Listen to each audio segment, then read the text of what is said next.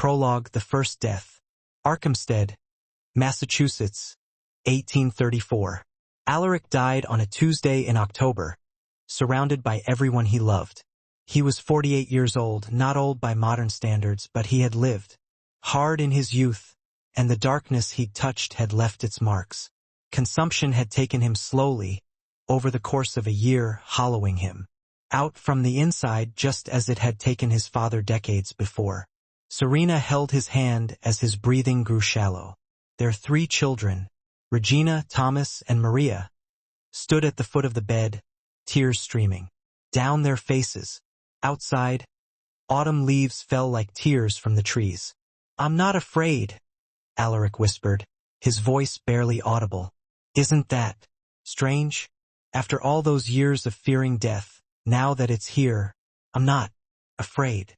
"Because you've lived," Serena said, her own voice breaking. "You've lived fully. You have nothing to fear."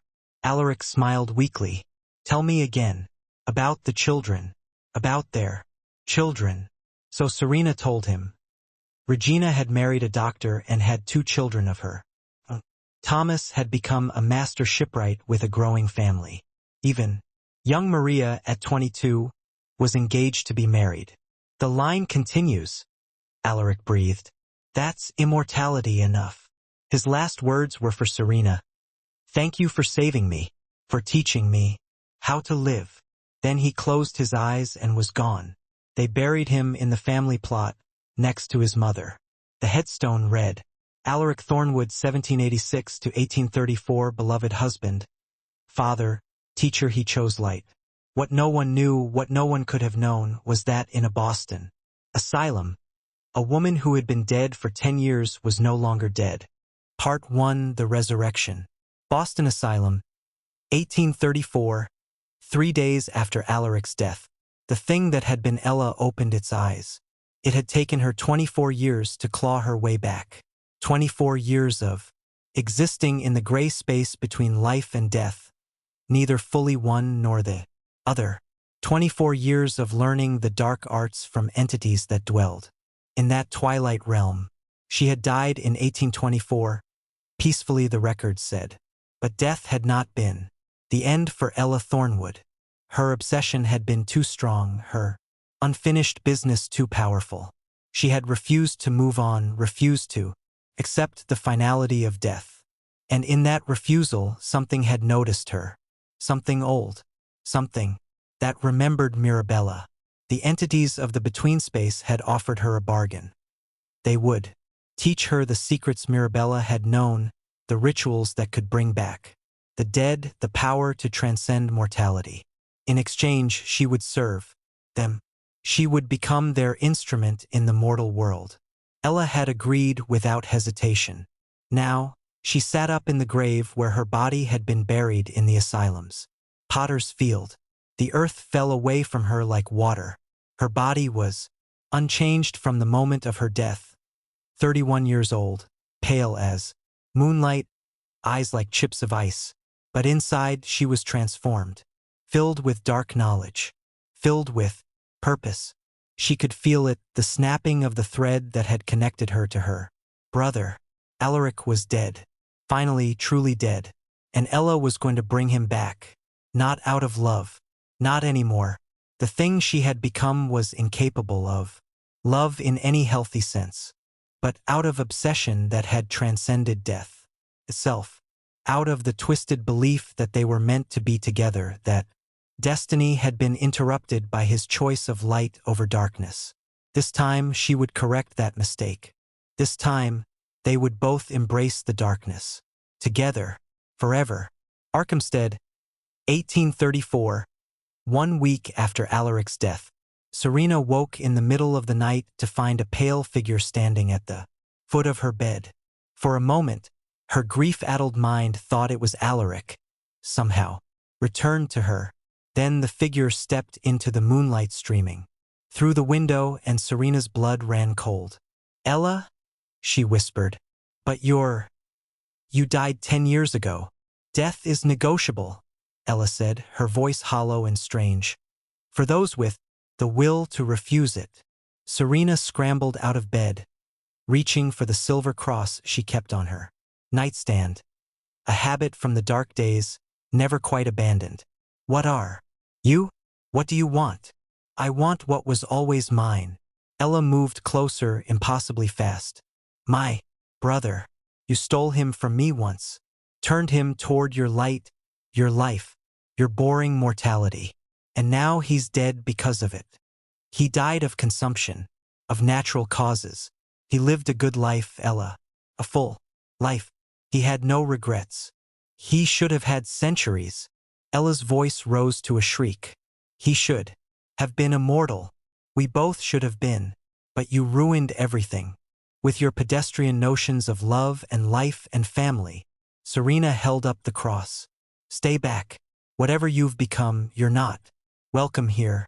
This is still a house of light. Ella laughed. A sound like breaking glass. Your symbols have no power over me, Serena. I'm not a vampire. I'm something else. Something newer. Something Mirabella never achieved. She cocked her head, studying Serena, with those cold eyes. But I'm not here for you. You're irrelevant now. Footnote. I'm here for Alaric. He's dead. He's at peace. Leave him alone. Oh, I won't leave him alone. I'm going to bring him back. And this time he'll have no choice but to accept what he always should have been. What we both should have been.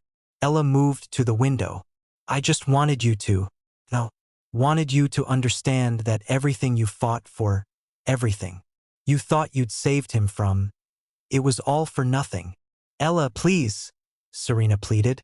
He's your brother. If you ever loved him, let him rest. I do love him. That's why I'm doing this. To give him what he always wanted. Eternity. Ella climbed onto the windowsill. Don't try to stop me, Serena. You can't. No one can. The powers I've learned, the knowledge I've gained, you can't even imagine what I'm capable of now. Then she was gone, disappearing into the night. Serena stood frozen for a moment, then rushed to wake her children. They had to protect Alaric's grave, had to stop whatever Ella was planning.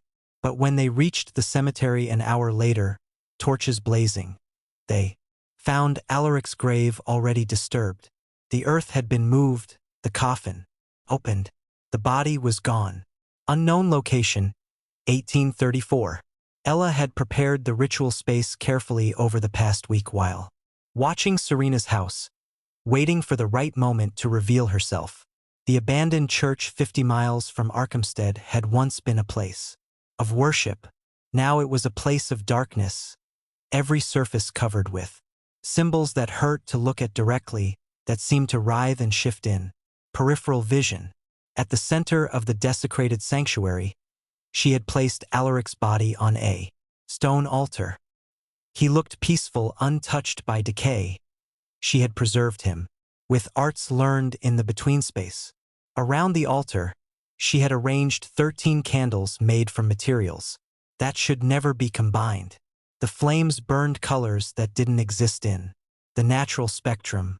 I'm sorry, brother, she whispered, running her fingers through his silver-streaked dark hair.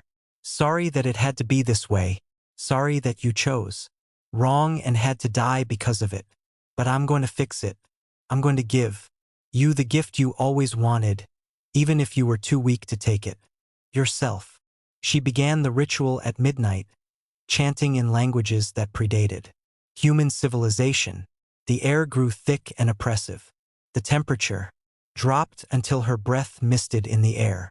The entities she had bargained with began to manifest. Not fully, never fully, but enough.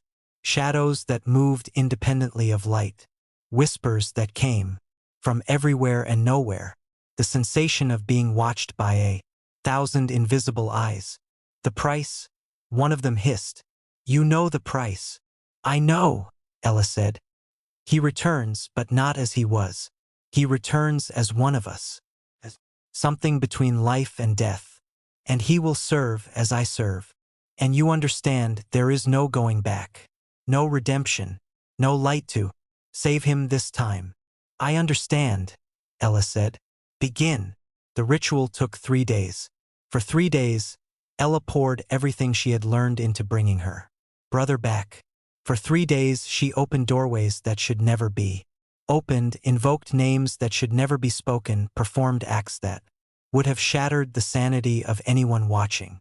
On the 3rd day, as the sun rose on the horizon, Alaric's eyes opened. They were no longer the stormy gray-blue they had been in life. They were black, completely black, like holes into nothing. Ella, his voice was his own but colder, emptier. What have you done? I saved you, Ella said, tears of triumph streaming down her face. I brought you back, brother. We can be together now, forever, just as we were always meant to be. Alaric sat up slowly, looking at his hands. They were pale, almost translucent. He could see the bones beneath the skin, the veins like dark rivers. I was at peace, he said quietly. I saw them. Mother, father, Serena's parents. They were waiting, and you pulled me away from that. To give you what you always wanted. Immortality, power, freedom from death. I didn't want this, Alaric said, his voice filled with horror. Not anymore. Chose life, Ella. I chose light, and you've damned me to darkness. We're damned together, Ella said. Don't you see? That's the beauty of it. We'll never be alone. We'll have eternity to understand each other. Alaric looked at his sister, at the creature she had become, and felt despair crush him like a physical weight. He had spent 24 years learning to live in the light, and in an instant, it had all been stripped away. What am I? He asked. You're like me, Ella said, between life and death. Not quite vampire. Mirabella's path was flawed, limited. We're something more. We feed not on blood but on life force itself. We can walk in daylight. We can touch holy objects. We're beyond the old limitations. And the cost? Ella's smile faded slightly.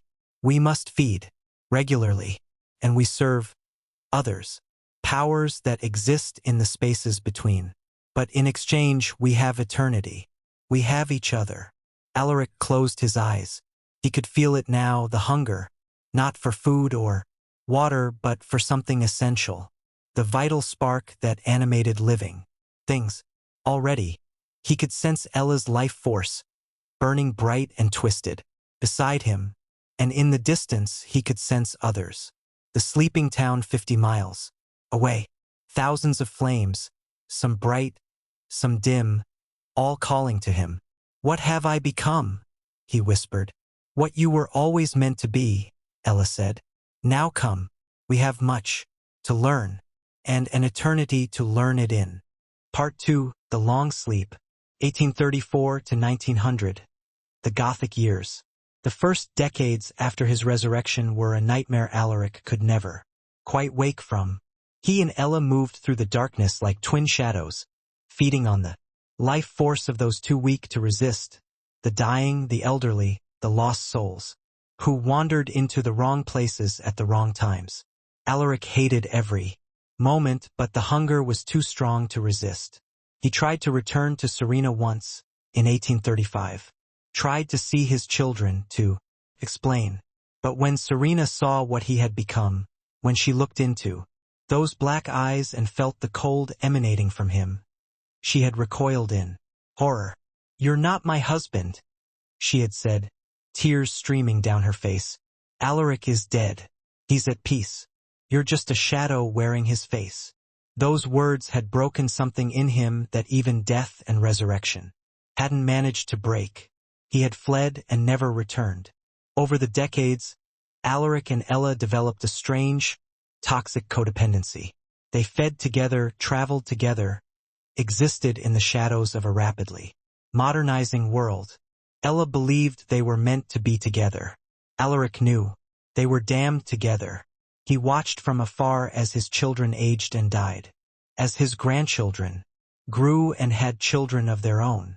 The Thornwood line continued, spreading across New England, none of them knowing that their patriarch walked among them, unchanged, cursed. By 1900, the world had transformed. Electric lights, Automobiles, telephones. The old Gothic horror of their resurrection seemed increasingly out of place. In the new century's bright modernity. "We should sleep," Alaric said one evening as they stood on a cliff, overlooking the Atlantic, like the old vampires did. "Sleep for a century and wake to a world that's forgotten us." "You want to leave me," Ella said accusatorially.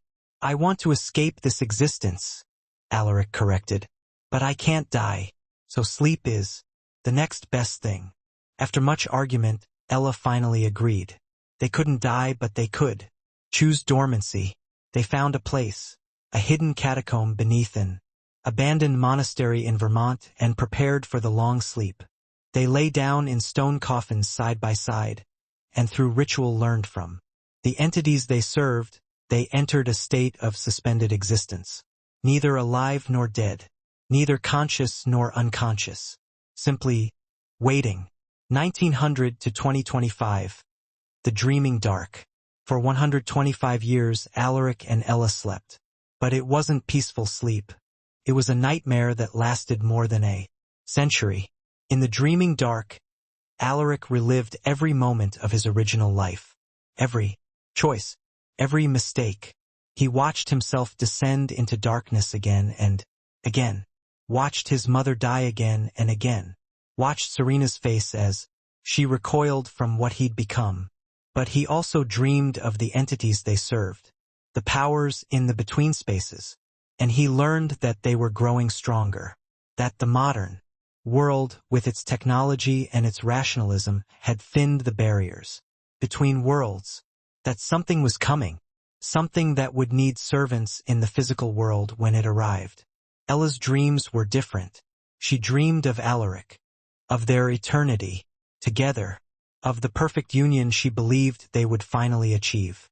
Her obsession had not been cured by death or resurrection or a century of sleep. If anything, it had grown stronger. And somewhere, deep in the dreaming dark, both of them began to wake. Part 3, Modern Nights. Boston, Massachusetts, October 2025. Dr. Sarah Thornwood had always been fascinated by her family history. At 32, she was a professor of American Gothic literature at Boston University, specializing in 19th century New England folklore and superstition. Her doctoral thesis had been on vampire panic in colonial and post-colonial Massachusetts. What had started as academic interest had become something more when she discovered, buried in family records, the strange story of her ancestor, Alaric Thornwood, a young man obsessed with immortality, a mother who died saving him, a sister committed to an asylum, and then Alaric himself, dying young, only to have his body stolen from the grave. The official records said grave robbers, probably medical students needing a cadaver, but Sarah had found hints of something else, whispers of dark rituals, rumors that Alaric had been seen years after his death, stories that had been dismissed as folklore but that had persisted nonetheless. She had spent 5 years researching, following leads, tracking down obscure documents, and finally she had found it, a reference to an abandoned monastery in Vermont where 2 sleepers of darkness had been entombed. The coordinates were surprisingly specific for a document from 1902. Sarah knew it was crazy, knew that even if the monastery existed, there was no way her ancestor was still there, somehow preserved. Knew that this was probably a wild goose chase that would end in disappointment. But she had to know. On October 31st, Halloween, appropriately enough, Sarah drove to Vermont with her research assistant Marcus Chun, a skeptical graduate student who thought the whole expedition was ridiculous but who needed the credit. "Ours. I'm telling you, Sarah, there's nothing there," Marcus said as they drove through the Vermont woods. "Your ancestor was probably really stolen by medical students. The body is long gone, dust and bones. This monastery is probably just ruins." "Probably," Sarah agreed. "But what if it's not?" They found the monastery an hour before sunset. It was exactly where the 1902 document had said it would be, deep in the woods, overgrown with vegetation hidden from any main road. And it was definitely not just ruins. The structure was intact, preserved by some quality Sarah couldn't quite identify. The stones should have been crumbling after 125 years of abandonment. Instead, they looked almost new. That's weird, Marcus admitted. How is this place still standing? I don't know, Sarah said, feeling a chill run down her spine. But let's be careful. Bring the flashlights. They entered the monastery as the sun touched the horizon. Inside it was cold, far colder than the October evening outside.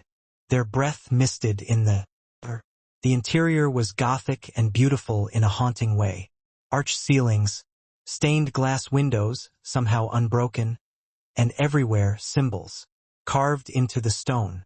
Symbols that hurt to look at directly. Sarah, Marcus said nervously. I think we should leave. Just a little further, Sarah said, though she felt the same unease. They found the entrance to the catacombs behind the altar.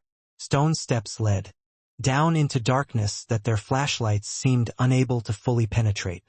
Absolutely not, Marcus said. That's horror movie 101. We're not going down there. I am, Sarah said. You can wait here if you want. Marcus muttered something about tenure not being worth it but followed her. Anyway, the catacombs were extensive, a maze of corridors and chambers carved into the bedrock. And in the deepest chamber, they found them. 2 stone coffins side by side, covered in the same strange symbols that decorated the monastery above. The lids were carved with names. Alaric Thornwood and Ella Thornwood. Holy shit, Marcus breathed. They're really here. Sarah approached the coffins slowly, her heart pounding. She ran her fingers over Alaric's name, tracing the letters. Should we open them? She asked. No, Marcus said emphatically. We should absolutely not open them. We should call archaeologists, historians, the police, anyone but us. But Sarah was already trying to shift the lid of Alaric's coffin. It was heavy, impossibly heavy. She strained against it. Marcus, help me. This is a terrible idea. Help me. Together, they managed to shift the stone lid just enough to look inside. The body was perfectly preserved. Alaric Thornwood looked exactly as he must have in 1834. A man of 48 with silver-streaked dark hair, pale skin, wearing period clothing. He looked like he was sleeping. How is this possible? Marcus whispered. No embalming technique from that era could preserve a body this well for nearly 200 years. Sarah reached out, almost against her will, to touch Alaric's face. His skin was cold as ice, and then his eyes opened, black, completely black, staring directly at her. Sarah screamed and stumbled backward. Marcus grabbed her, pulling her away from the coffin. Alaric sat up slowly, like a puppet being drawn upright by strings. He looked at his hands, flexing his fingers. Then he looked at Sarah and Marcus. How long? His voice was rusty from disuse but unmistakably human. Or at least human-like. What? Sarah stammered. How long have I been asleep? It's 2025, Sarah managed. Alaric closed his eyes, doing the math. 125 years. A long sleep indeed. He climbed out of the coffin with surprising grace. You shouldn't have woken me. Who? What are you? Marcus asked, positioning himself between the thing that looked like Alaric and Sarah. I was Alaric Thornwood. Now I'm something else. Something that should have stayed sleeping. He looked past them to the other coffin. Did you open hers? No, Sarah said. Good. Don't. For your own sake, don't wake my sister. But even as he said it, they heard it. The sound of stone grinding against stone. Ella's coffin was opening on its own. Too late, Alaric said quietly. She's waking. And if you value your lives, you'll run. Now. Ella sat up in her coffin, her pale blonde hair cascading around her like a shroud. Her ice-gray eyes opened and immediately fixed on Alaric. Brother, she said, her voice filled with twisted joy. You're awake. That means it's time. Time for what? Sarah asked, though she was backing toward the exit. Ella smiled, revealing teeth that were just slightly too sharp. Time for the world to end. Or at least time for it to change. The entities we serve, they've been patient, but their time is coming. And we are their heralds. No, Alaric said firmly. I didn't ask to be woken. I didn't ask for any of this. I'm not anyone's herald. You don't have a choice, brother. Neither of us do. We made our bargains. Long ago. Now we pay the price. Ella climbed out of her coffin, moving with inhuman grace. She noticed Sarah and Marcus for the first time. And who? Are these morsels? Appetizers to celebrate our awakening.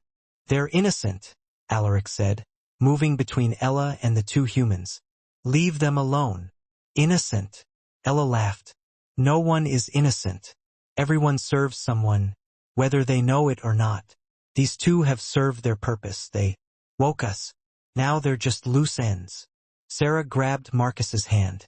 Run. They ran. Behind them, they heard Ella's laughter echoing through the catacombs.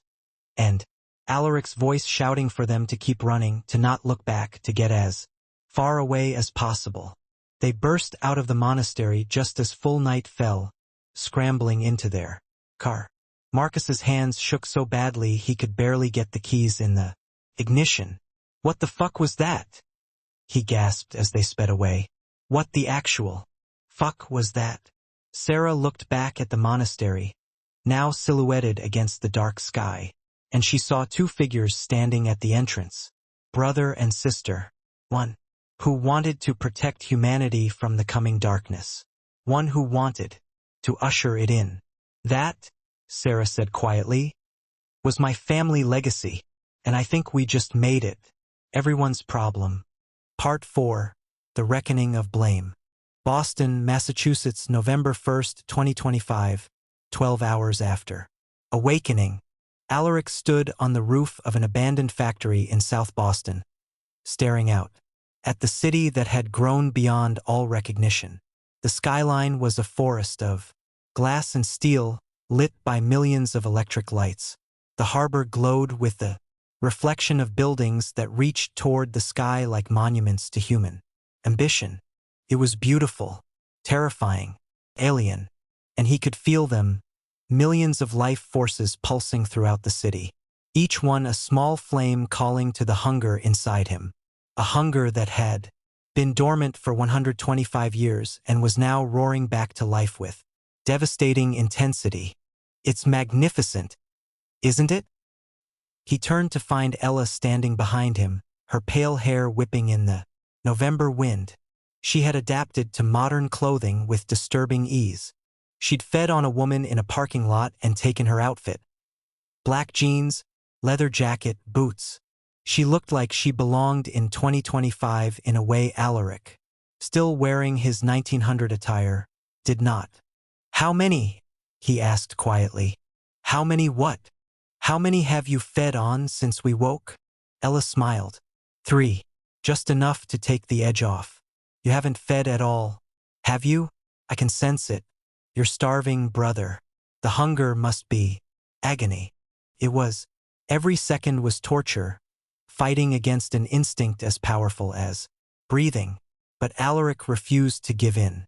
Not yet. Not until he understood what was happening. Why did you let yourself wake? He demanded. We chose sleep. We chose to remove ourselves from the world. Why come back? I didn't choose to wake. They woke me. The entities we serve, they sent. Those humans to find us. To wake us. Because it's time, Alaric. The barriers between worlds have grown thin. The age they've been waiting for is finally here. And what do they want from us? To prepare the way, to feed, to grow strong. And when the barriers finally fall, Ella's eyes gleamed with fanatic fervor. We'll be their generals in the new world, their favored servants. We'll have everything we were promised. Brother, true immortality, true power, everything you sought all those years. ago. Alaric felt something cold settle in his chest, colder even than his undead flesh. All those years ago, he repeated slowly, when I was young and foolish and obsessed with forbidden knowledge. Yes, when you were magnificent, when you understood that mortality was a prison and immortality was freedom. When I was wrong, Alaric said quietly, when I was so consumed by fear of death that I opened doors that should have stayed closed. When I played with forces I didn't understand. Ella's smile faltered. What are you saying? I'm saying that this... He gestured at himself, at her, at the dark hunger, pulsing inside them both. This is my fault, not yours. Mine. Don't be ridiculous. I'm the one who brought you back. I'm the one who made the bargain. Because of me. Alaric's voice rose, echoing across the rooftop. Don't you see, Ella? I infected you with this obsession. You were just a child when I started delving into the occult. You watched me. You saw my passion for forbidden knowledge, my hunger for immortality, my descent into darkness. And you absorbed it all. I loved you, Ella said defensively. That's not your fault. Your love twisted into obsession because I was obsessed with death, with immortality, with power. I brought that darkness into our home, into our family. I exposed you to forces that corrupted what should have been innocent sibling affection into something monstrous. Alaric turned to face her fully. You were 13 years old when father died. 13 when I started my occult studies in earnest. You were vulnerable, grieving, looking for something to hold on to.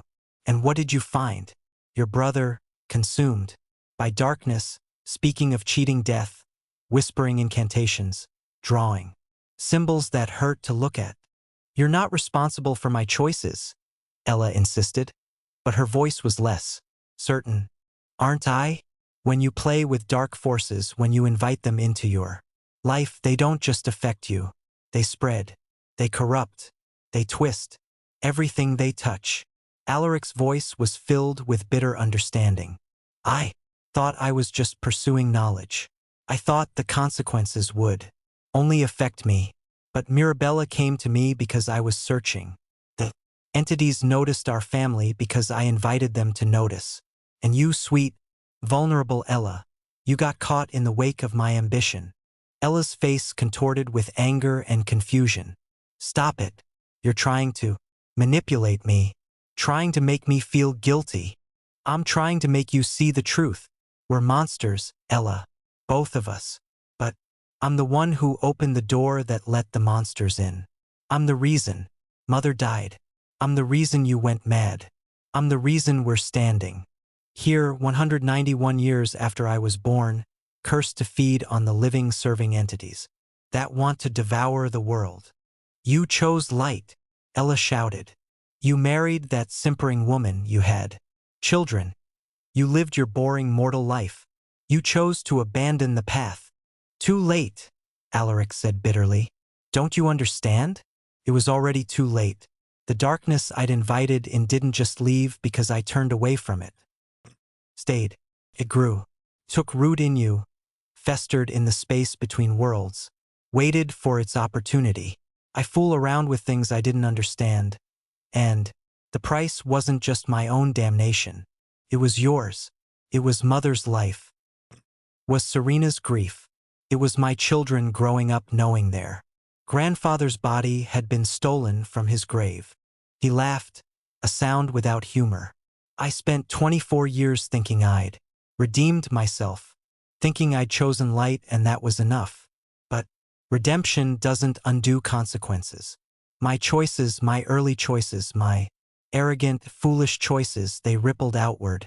They're still rippling. And now we're awake again, and dark forces are using us, and innocent people will die, and it's all because I couldn't accept mortality. Because I had to. No forbidden things. Because I was so damned arrogant. Ella stared at him, something shifting behind her ice-gray eyes.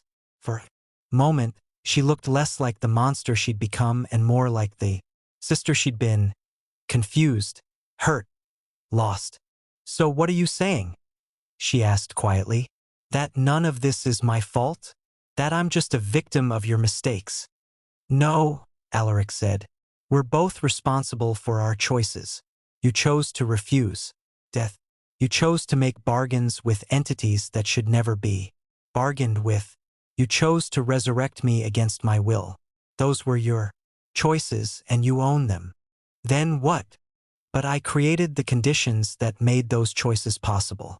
I planted the seeds. And now," he looked out at the city again, at all those lives pulsing in the darkness. "Now we both have to live with what we've become. What I made possible and what you made real." Silence fell between them, heavy and oppressive. Finally, Ella spoke. "What do we do now?" "I don't know," Alaric admitted. "We can't die. We can't go back. We serve entities that we can't escape. And we're hungry. God, we're so hungry." "We feed," Ella said. "We accept what we are. We embrace it. What else is there?" "There's resistance," Alaric said. "There's fighting against our nature even when we can't fully escape it. There's trying to minimize the damage we cause. There's suffering," Ella interrupted. "You're describing eternal suffering, brother. Fighting what we are, hating ourselves, struggling against inevitability. Is that what you want? Another 200 years of self-loathing and guilt?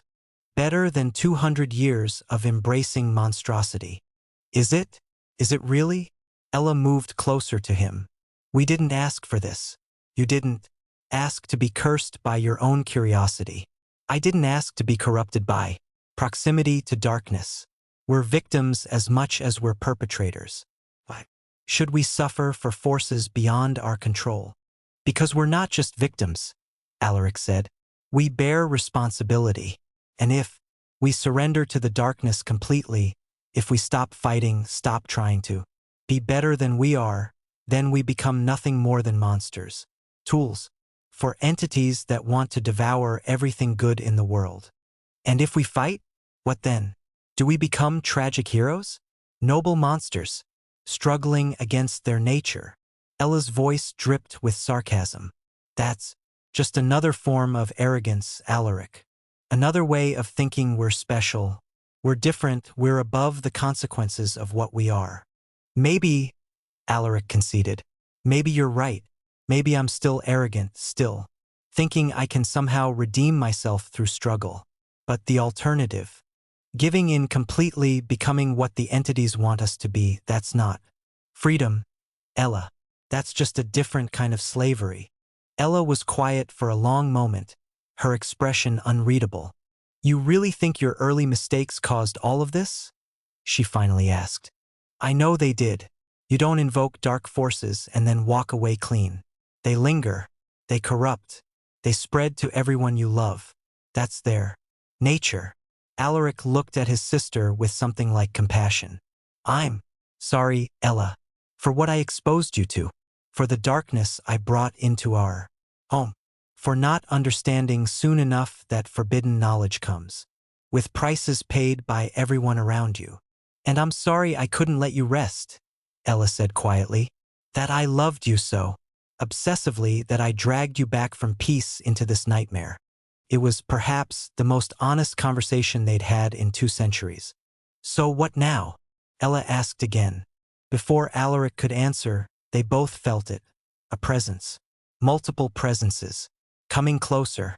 Sarah Thornwood and 4 others armed with weapons that gleamed with silver and iron were approaching the factory.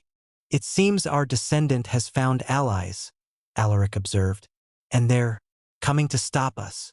Or kill us," Ella said. "If that's even possible." "Probably not. But they can hurt us. They can slow us down." Alaric moved toward the roof's edge. "We need to go." "Where?" "Away from here.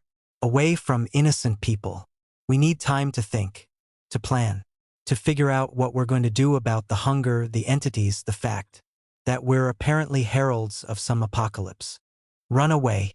How brave of you, brother." Not running away. Strategic retreat. There's a difference. Ella smiled despite herself. You always were good at rationalizing. It's a gift. Come on. They leaped from the roof, landing in an alley 5 stories below as if they'd simply stepped down a stair. Behind them, they heard shouting as Sarah's group reached the rooftop and found it empty. As they disappeared into the labyrinth of Boston streets, Alaric felt the weight of realization settling over him like a shroud. This was his fault. All of it. Not just his resurrection, that was Ella's doing, but the initial invitation to darkness. The door opened that could never be fully closed. The corruption that had spread from his youthful arrogance to consume everyone he loved. You fool around with things you don't understand, and the price isn't paid just by you. It's paid by your sister, your mother, your children's children, and potentially the entire world. That was the real horror. Not vampirism, not resurrection, not even serving dark entities. The real horror was understanding that his choices, made so long ago by a frightened young man who couldn't accept mortality, had consequences that echoed through centuries and would keep echoing for as long as he existed. Part 5, The Descendant's Hunt. Boston University, November 2nd, 2025. Sarah Thornwood hadn't slept in 36 hours. Her office looked like a conspiracy theorist's lair. Walls covered with papers, photographs, old documents, maps of Boston marked with symbols. Red string connected various points. Her laptop displayed 17 open tabs, ranging from vampire folklore to quantum physics of dimensional barriers. Marcus sat in the corner, drinking his 5th coffee of the morning, looking shell-shocked. So, he said slowly, to recap, we accidentally resurrected your undead ancestor and his insane sister, who are apparently heralds of some kind of dimensional apocalypse and also need to feed on human life force to survive.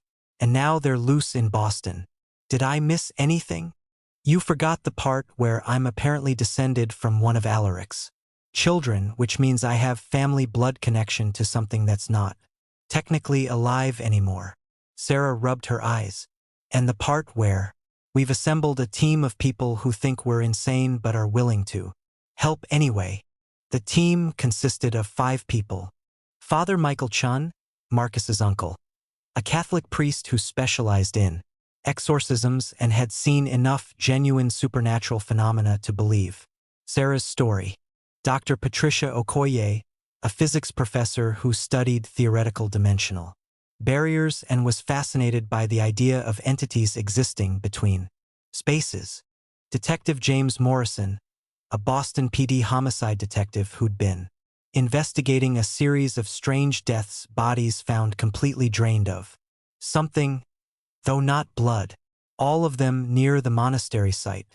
Samantha Samjong, a medical examiner who'd performed autopsies on Morrison's victims and couldn't explain what had killed them, and Sarah herself, whose academic expertise in Gothic literature and vampire folklore had suddenly become terrifyingly practical.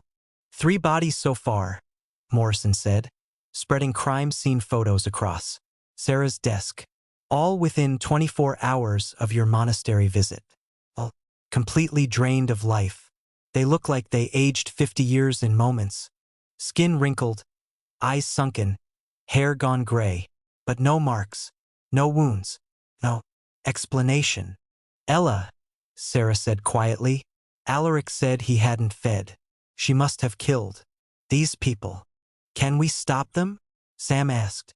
Traditional vampire weaknesses don't apply, right?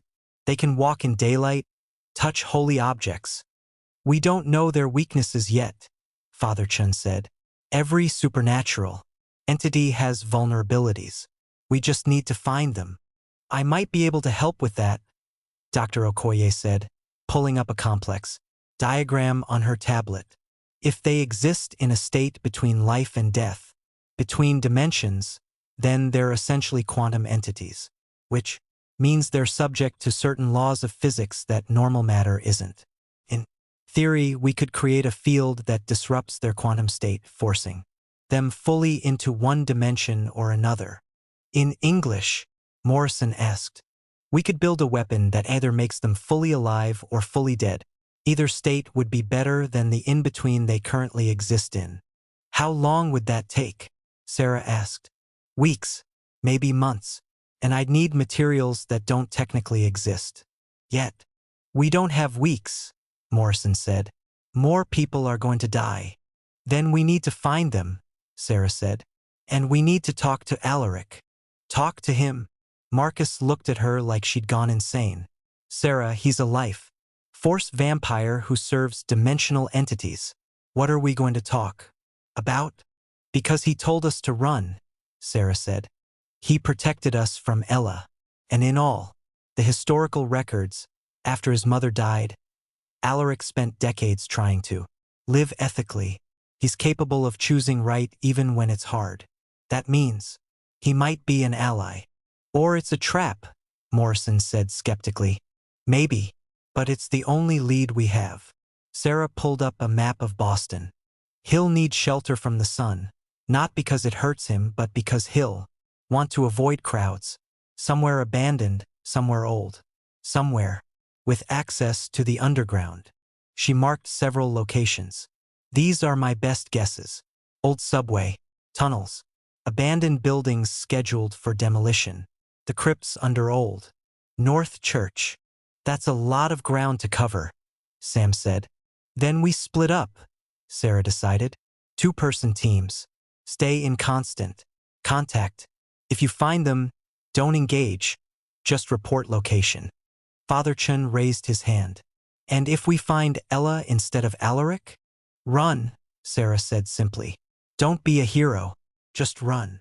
Abandoned subway station, November 2nd, 2025, late afternoon. Sarah and Father Chun found Alaric in the old Scala Square station. Long since closed and forgotten beneath the modern city. He was sitting on the edge of the defunct platform, staring at the dark tunnel, looking every bit the Gothic figure from another century despite the modern world rushing overhead. Dr. Thornwood, he said without turning around. I wondered when you'd endy me. Sarah tensed, but Father Chun put a calming hand on her arm. Mr. Thornwood, Sarah said carefully, we need to talk about how to kill me or how to stop the apocalypse my youthful arrogance set in motion. He finally turned to look at them. In the dim light, his black eyes were less monstrous and more infinitely sad. I'm afraid I don't have good answers to either question. Why did you tell us to run? Sarah asked. You could have let Ella kill us. Because you're innocent. Because you didn't ask to stumble into a nightmare created by your ancestors' mistakes. Because... He paused. Because you look like someone I once knew. Regina, my daughter, your however many greats grandmother. You have her eyes. Sarah felt a chill. You remember her? I remember everything. That's part of the curse. Alaric stood, moving with inhuman grace. I remember every person I've ever fed on, every life I've shortened, every mistake compounding every other mistake. Remembering is its own torture. The entities you serve, Father Chun said, what do they want? To break through, to remake this world in their image. They've been patient, existing in the spaces between dimensions for eons. But the barriers are weakening. Modern technology, ironically enough, has been thinning the walls between worlds. Too much energy, too much electromagnetic radiation, too much quantum entanglement. You've been opening doors without realizing it. And you're supposed to help them through? Sarah asked. We're supposed to feed, to grow strong, to prepare the way. When the barriers finally fall, we're meant to be generals in their army, helping them harvest the life force of every living thing on Earth. Alaric's voice was matter-of-fact, as if he were describing the weather. Ella believes this is glorious destiny. I think it's damnation. Then help us stop it, Sarah urged. Help us stop Ella. Stop the entities. I can't stop them. They're beyond stopping. And I can't fully stop Ella. She's too strong, too committed, and somewhere beneath all the madness, she's still my sister. I spent my mortal life failing to save her. I won't kill her now. Then what? Father Chin asked. You just give up? No. Alaric moved closer, and both Sarah and Father Chin instinctively backed away. He noticed and stopped. I'm going to do what I should have done 200 years ago. Accept full responsibility for what I've set in motion and try to minimize the damage. How? Sarah demanded. First, by helping you understand what you're facing. The entities exist in quantum states. Your physicist friend is on the right track. They can be disrupted, potentially forced back through the barriers. But you'll need more than human technology. You'll need occult knowledge combined with modern physics. You'll need the kind of dangerous understanding that I spent my youth acquiring and my mortal life trying to forget. He reached into his coat and pulled out an old journal, somehow preserved through decades and resurrection. My notes, everything I learned in my youth, everything Mirabella taught me, everything I've learned since resurrection. It's all here. Formulas, rituals, the true names of the entities, how to hurt them, how to banish them. He held it out to Sarah. Take it. Use it wisely. Don't make my mistakes. Sarah took the journal carefully. Why are you helping us? Because I understand now, really understand, that when you play with forbidden forces, everyone pays the price. My curiosity cursed my family for generations. My arrogance killed my mother. My obsession with immortality created a monster from my own sister, and my resurrection has endangered the entire world. Alaric's black eyes held genuine anguish. I can't undo those mistakes, but I can try to ensure no one else suffers for them. What about Ella? Father Chin asked. I'll handle Ella. I'll keep her contained as much as possible. I'll try to reach whatever part of her remembers being human. His expression darkened. And if I can't, I'll do what needs to be done. Consequences be damned. You said you wouldn't kill her, Sarah pointed out. I said I couldn't fully stop her. I didn't say I wouldn't try. Alaric moved toward the dark tunnel. You should go. The sun is setting, and Ella will wake soon. She'll sense I've been near you, and she won't be pleased. Wait, Sarah called. Will we see you again? Alaric paused at the edge of darkness. Probably. This is my city too, after all. I was born here, died here, resurrected near here. Boston is in my blood, or whatever passes for blood in this undead body. He glanced back. Try not to die, Dr. Thornwood. I've seen enough of my descendants buried. I don't need to see another. Then he was gone, vanished into the tunnel like a shadow dissolving into darkness. Sarah and Father Chen stood in silence for a moment. Do you trust him? Father Chen finally asked. I don't know, Sarah admitted, but I think he's genuinely trying to do the right thing, even though he's trapped in an impossible situation. The road to hell is paved with good intentions, Father Chen observed.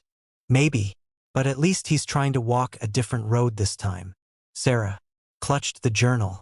Come on, we need to get this to Dr. Okoye. If Alaric's right, we don't have much time. As they left the abandoned station, neither of them noticed the pale figure. Watching from the shadows above, Ella, who had followed her brother and overheard everything. Her ice-gray eyes narrowed with fury. Betrayer, she whispered. After everything I did to save you, you betray me. For these mortals. She had thought Alaric would eventually come around. That he would accept what they were, embrace their power, stand beside her as they ushered in the new age. But he was still choosing light. Still trying to be the hero of his own story. Still refusing to accept that they were meant to be monsters together. Very well. If Alaric wouldn't stand with her, she would make him kneel, and she would start by destroying everything he was trying to protect. Part 6. The Unraveling. Boston, November 5th, 2025. 3 days later. The first barrier breach happened at 2:47 a.m. Dr. Okoye's equipment detected it immediately. A spike in quantum fluctuations, a tearing in the fabric between dimensions. For 7 seconds, something else leaked through into Boston. Something that existed in geometries human eyes couldn't properly process. 12 people within a 3-block radius died instantly, their life force simply extinguished, not drained like Ella's victims, just stopped like candles blown out by a wind from nowhere. By the time Sarah's team arrived, the breach had closed, but the damage was done. It's accelerating, Dr. Okoye said, her voice shaking as she examined the readings. The entities aren't waiting for the barriers to fall naturally. They're pushing, testing, trying to force their way through. How long until they can break through completely? Morrison asked. Days, maybe a week. Each breach weakens the barriers further. Exponential.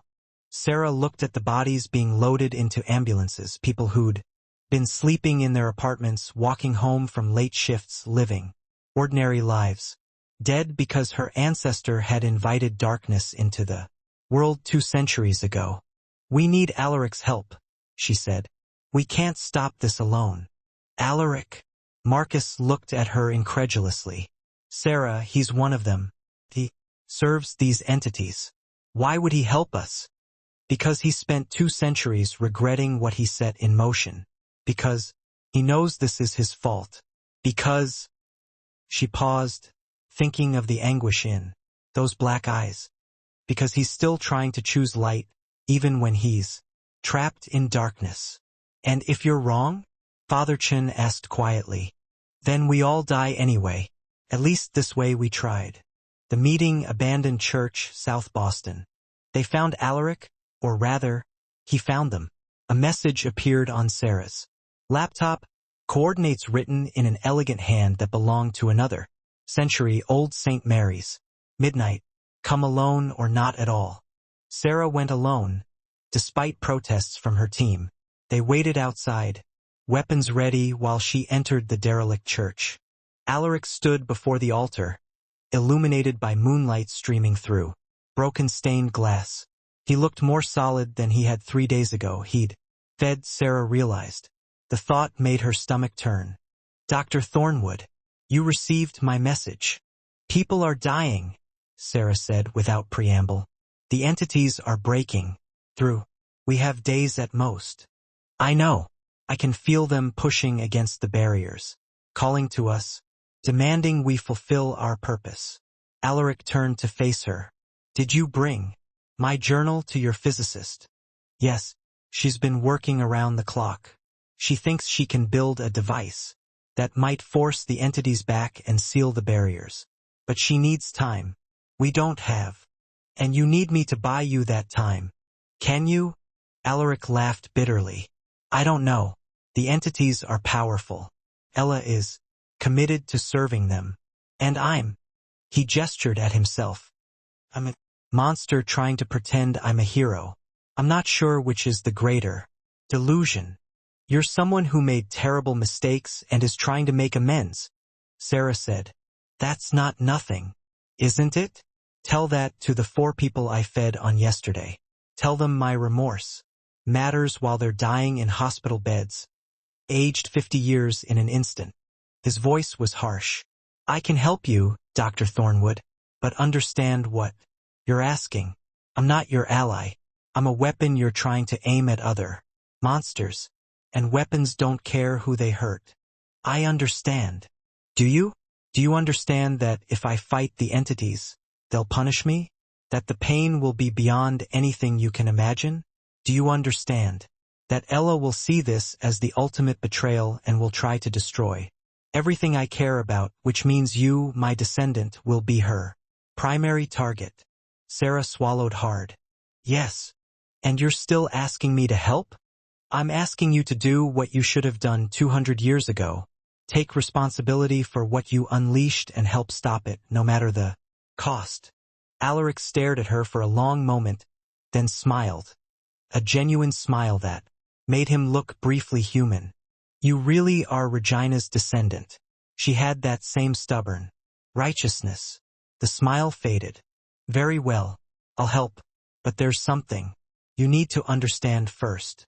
What? Ella didn't just follow me here to Boston. She's been busy. Very busy. He pulled out a smartphone, incongruous in his Victorian-era hands. I've been tracking the deaths. There's a pattern.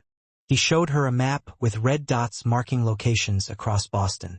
The dots formed a shape, a symbol Sarah recognized from his journal. One of the ritual patterns used to thin barriers between dimensions. She's not just feeding, Sarah breathed. She's preparing a summoning site, a massive one. When she's completed the pattern, she'll be able to tear open a permanent breach. The entities will flood through and nothing will stop them. Alaric zoomed in on the map center. And the focal point is here. Boston Common, the heart of the city, where thousands of people gathered every day. When? Sarah asked. Tomorrow night, November 6th, during the eclipse. There's no eclipse scheduled for tomorrow. There will be. The entities are arranging it, pulling the moon into shadow, through sheer force of will across dimensions. They're that powerful, Dr. Thornwood, and they're that close. Sarah felt ice in her veins. Then we have less than 24 hours.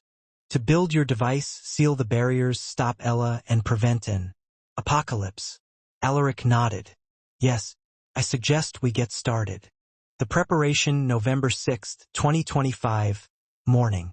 The team worked frantically in Dr. Okoye's lab, combining her quantum physics equipment with the occult formulas from Alaric's journal. It shouldn't have worked. Science and mysticism, matter and magic. But the barriers between all things were thinning, and impossibilities were becoming increasingly possible. Alaric stood guard, his enhanced senses alert for any sign of Ella. He'd fed heavily that morning. For victims, aged but not killed, just enough to sustain him for what was coming.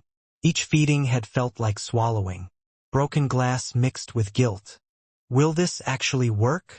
Marcus asked, watching Dr. Okoye assemble.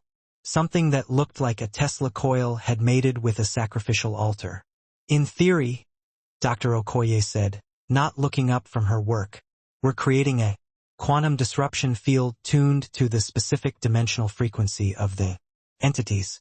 It should force them back and seal the barriers. In theory. And in practice?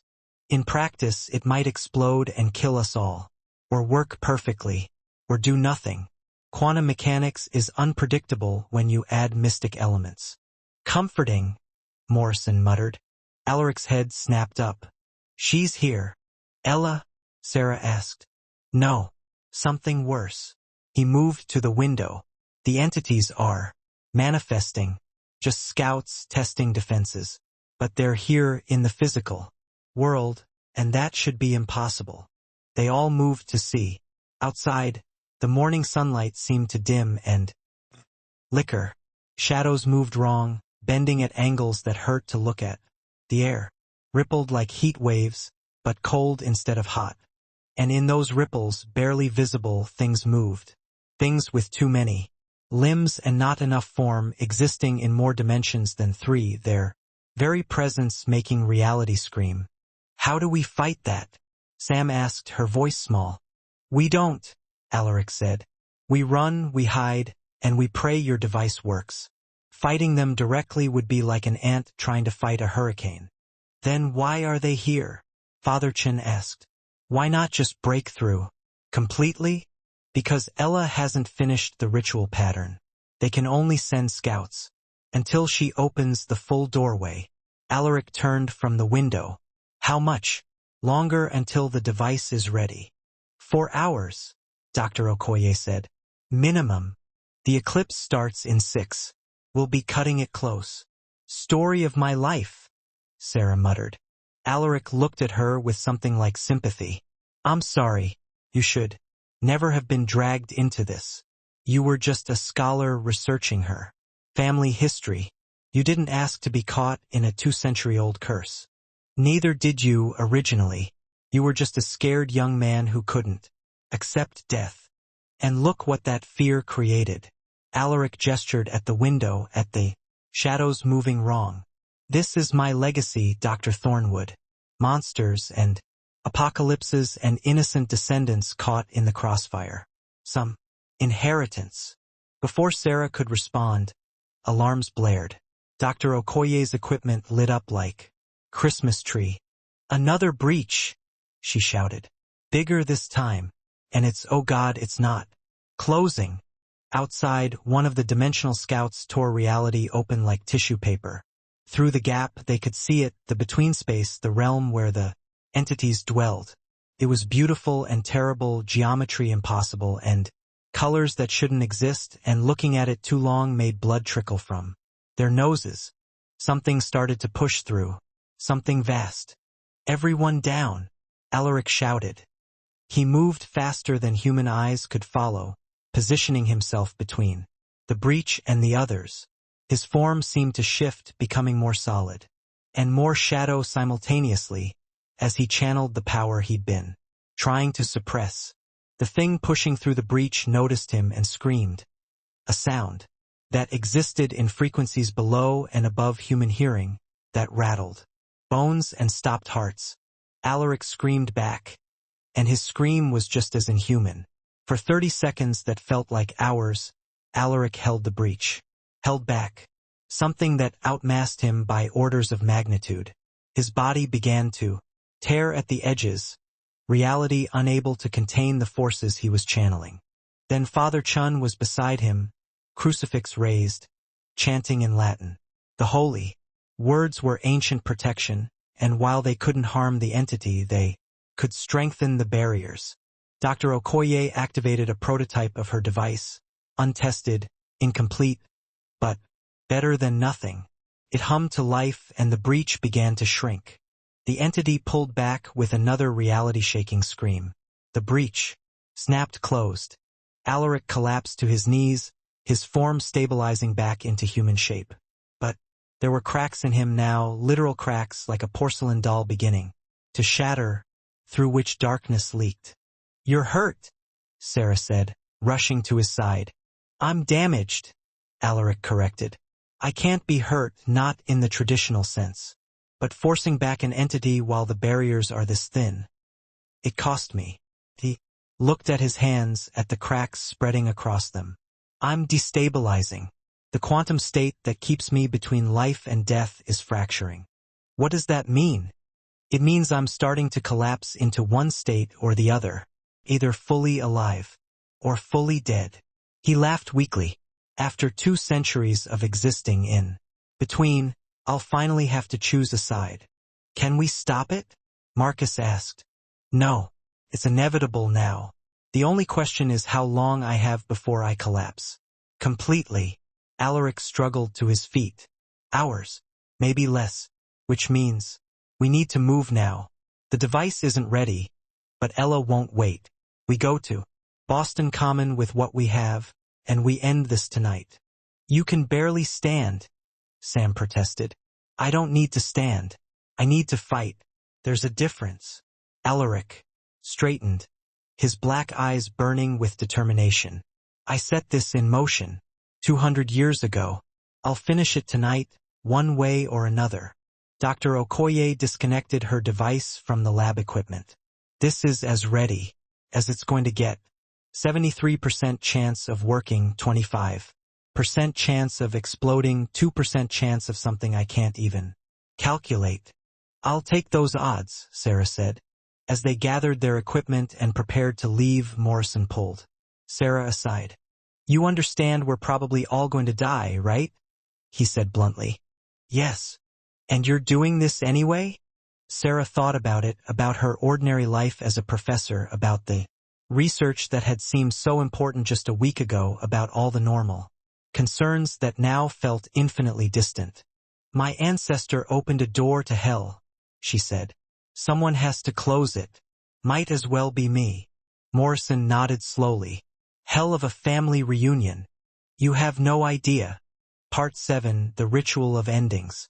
Boston Common, November 6, 2025, 7:47 p.m. The eclipse was beginning, impossible, unscheduled, drawing people out of their homes to stare at the sky in wonder and confusion. Thousands of people gathered on Boston Common, phones out, filming the phenomenon. That shouldn't exist.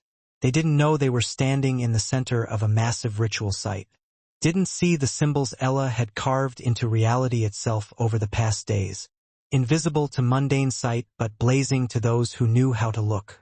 Sarah's team arrived in 2 vans, equipment hastily loaded, weapons that probably wouldn't work clutched in shaking hands. They parked on the edge of the common near the Soldiers and Sailors Monument.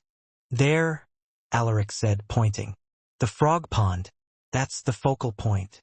The historic pond was drained for winter maintenance, and in its empty basin stood Ella. She dressed for the occasion in a white dress that belonged to no particular era, her pale blonde hair loose around her shoulders, arms raised to the darkening sky. She looked like a sacrifice, or a goddess, or both. Around her, the air was already tearing. Small breaches opening and closing, things pushing through and being pushed back. The barriers were failing, faster now, accelerating toward total collapse. We need to get the device to the center, Dr. Okoye said. Place it directly in the focal point and activate it.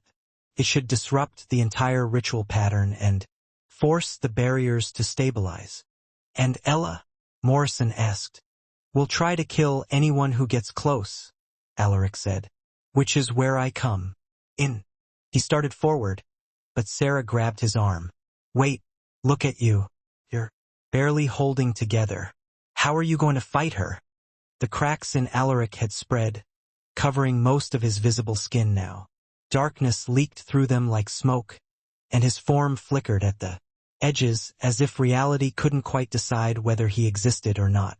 I'm not going to fight her, Alaric said. I'm going to talk to her. Talk? Marcus looked at him like he'd lost his mind. She wants to end the world. She wants me, Alaric corrected. She's always wanted me. Everything she's done, refusing death, making bargains with entities, resurrecting me, serving the apocalypse, it's all been about keeping us together. So I'm going to give her what she wants. Alaric, no, Sarah said, understanding. You can't sacrifice yourself. I'm already dying, Dr. Thornwood, collapsing into one state or another. Can either collapse uselessly, or I can collapse in a way that serves a purpose. He smiled sadly. Besides, this is fitting. I created this nightmare. I should be the one to end it. He pulled away from her and walked toward the frog pond, his step steady. Despite his fracturing form, Ella sensed him immediately. Her arms lowered, and she turned, her ice gray eyes widening with joy and fury and love and hatred all at once. Brother, she called out, have you finally come to stand with me?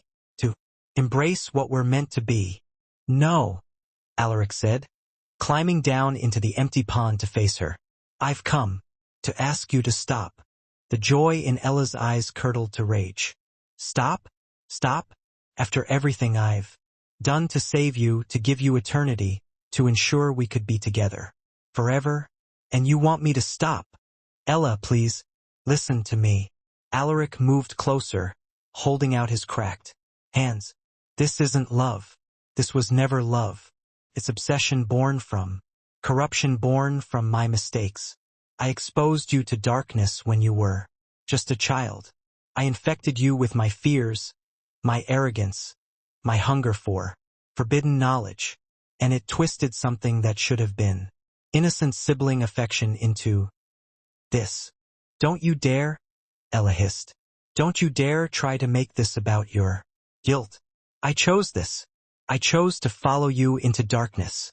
Because I led you there. Don't you see? Every choice you made was influenced by choices I made first. I opened the door. I invited the darkness. I created the conditions that made you what you are. Alaric's voice broke. I'm sorry, Ella. I'm so sorry. For what I did to you. For what I allowed you to become, for not understanding soon enough that playing with forces beyond our comprehension would cost us everything. Ella stared at him, emotions warring across her face. You don't get to apologize now. You don't get to play the tragic hero seeking redemption. We're both damned, Alaric. We've been damned since the moment you whispered your first incantation. The only question is whether we're damned together or damned apart. Then let us be damned apart, Alaric said. Let me take responsibility for what I unleashed. Let me pay the price that should have been paid 2 centuries ago, and let you finally be free of this obsession. Free of me. Free. Ella laughed, the sound edged with hysteria. I don't want to be free. I want eternity with my brother. I want the world remade in darkness where we can exist without judgment, without suffering, without growth, without change, without the possibility of redemption. Alaric took another step closer. The cracks in his form were spreading faster. Now, reality making its choice about what he would become. That's not eternity, Ella. That's just an endless moment frozen in amber. And I've had 200 years of frozen moments. I don't want that. Not anymore. Above them, the eclipse was total now. The moon hung in the sky like a hole in the world, and through that hole, things were beginning to push through. The entities, sensing their moment, pressing against the barriers with all their strength. Sarah's team was moving, trying to get Dr. Okoye's device into position. But dimensional scouts were manifesting, blocking their path. Morrison and Sam were firing weapons that did nothing. Father Chun was chanting prayers that barely slowed the scouts down. Marcus was carrying equipment, stumbling, falling. They were losing. You can't stop this, Ella said, following Alaric's gaze. It's too late. The barriers are failing. My ritual is complete.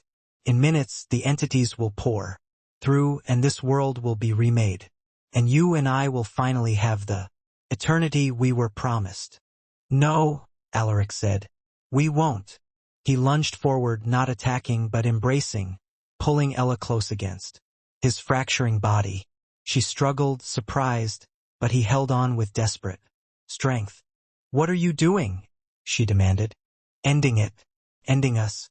Ending the curse I created. Alaric's body was shaking. Now the cracks spreading across them both, light and darkness leaking from the fissures. I'm collapsing, Ella. Destabilizing into one state or another. But I'm not doing it alone. I'm taking you with me. No. Ella tried to pull away, but Alaric's grip was iron.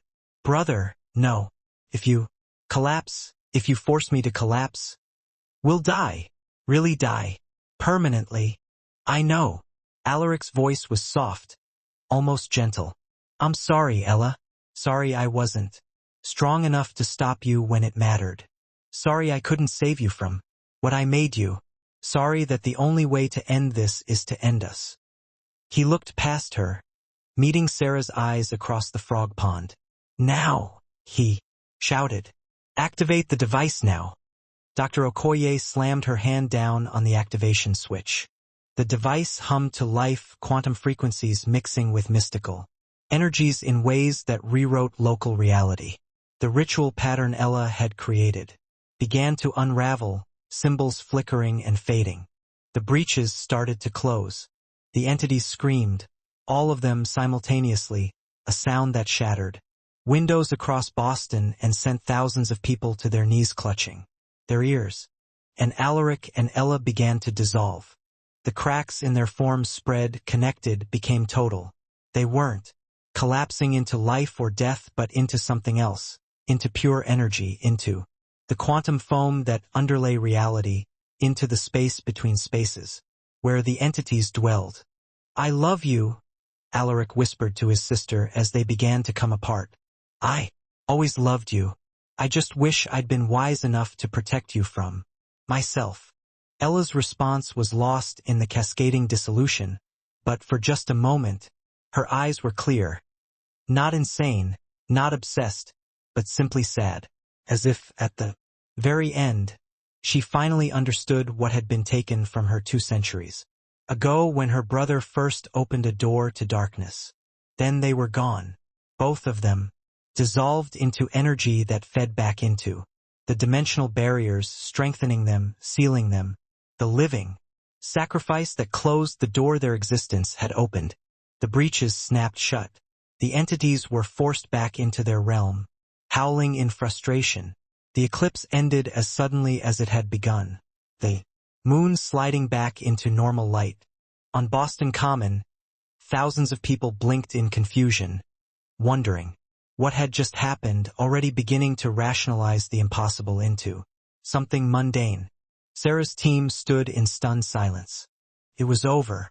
Except, Part 8, The Curse Endures. Boston, November 7th, 2025, morning.